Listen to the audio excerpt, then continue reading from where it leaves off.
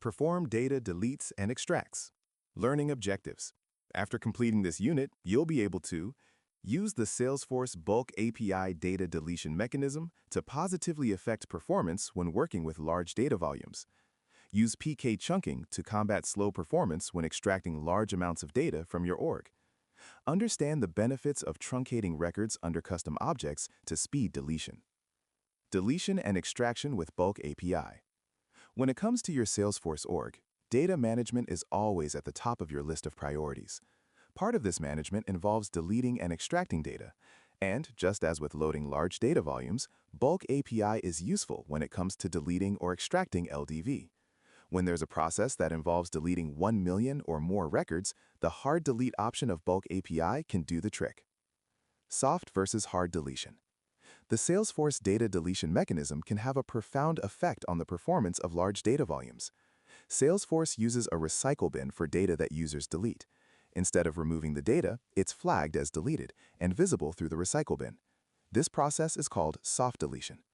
When data is soft deleted, it still affects database performance because it's still living in the org, and deleted records have to be excluded from any queries. The data stays in the recycle bin for 15 days, or until the recycle bin grows to a specific size. The data is then physically deleted from the database once time or size limits are reached, or when the recycle bin is emptied using the UI, the API, or Apex. Bulk API supports a hard delete or physical delete option, which allows records to bypass the recycle bin and immediately become available for deletion. Using Bulk API's hard delete function is a recommended strategy for deleting large data volumes to free up space sooner and keep extraneous material from affecting performance. Note that the hard delete option is disabled by default and must be enabled by an administrator. Chunking data. When extracting data with Bulk API, queries are split into 100,000 record chunks by default. You can use the chunk size header field to configure smaller chunks or larger ones up to 250,000. Larger chunk sizes use up fewer Bulk API batches, but may not perform as well. You might need to experiment a bit to determine the optimal chunk size. At extremely high volumes, hundreds of millions of records, defining these chunks by filtering on field values may not be practical. The number of rows that are returned may be higher than the selectivity threshold of Salesforce's Query Optimizer. The result could be a full table scan and slow performance, or even failure. Then you need to employ a different strategy. Using PK chunking. So if attribute filtering doesn't help you break the data up into small enough chunks, what can you do? Use PK chunking to handle extra-large dataset extracts. PK stands for primary key, the object's record ID, which is always indexed. PK chunking splits bulk queries on very large tables into chunks based on the record IDs of the queried records. Enable PK chunking when querying tables with more than 10 million records, or when a bulk query consistently times out. PK chunking is a supported feature of the Salesforce Bulk API, so it does all the work of splitting the queries into manageable chunks. Just enter a few parameters on your Bulk API job, and the platform automatically splits the query into separate chunks, executes a query for each chunk, and returns the data. You can use PK chunking with most standard objects. It's supported for account, campaign, campaign member, case, contact, lead, login history, opportunity, task, and user, as well as all custom objects.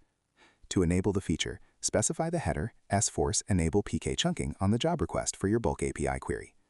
To choose a chunk size, simply specify it in the header. For example, this header enables PK chunking with a chunk size of 50,000 records. Salesforce enable PK chunking equals chunk size equals 50,000.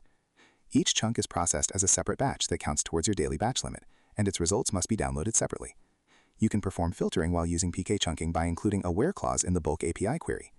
Using this method, there may be fewer records returned for a chunk than the number you have specified in chunk size. Note: if you're querying significantly fewer records than 10 million, you can practice PK chunking by setting chunk size to a number smaller than the number of records you're querying. For example, Salesforce enable PK chunking, chunk size equals 1000. You'll get a query split into multiple batches and get to see PK chunking in action.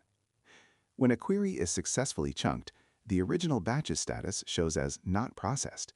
If the chunking fails, the original batch's status shows as failed, but any chunked batches that were successfully queued during the chunking attempt are processed as normal.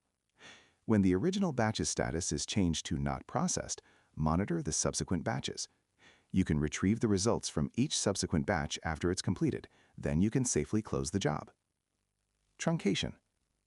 If you want to delete records in a sandbox org's custom objects immediately, you can try truncating those custom objects.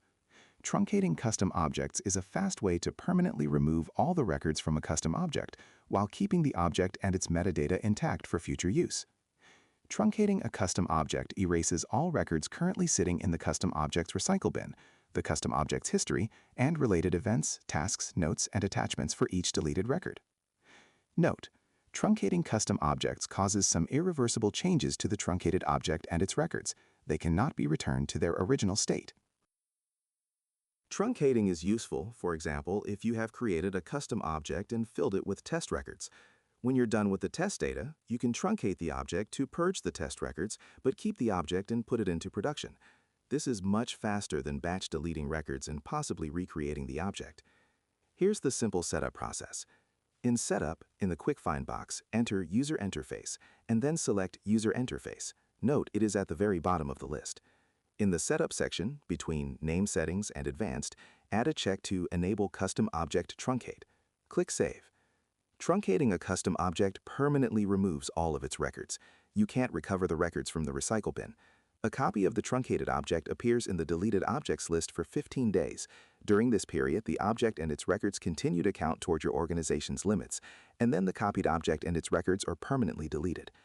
You can't truncate standard objects or custom objects that are referenced by another object through a lookup field or that are on the master side of a master detail relationship, are referenced in a reporting snapshot, have a custom index or an external ID, or have activated skinny tables.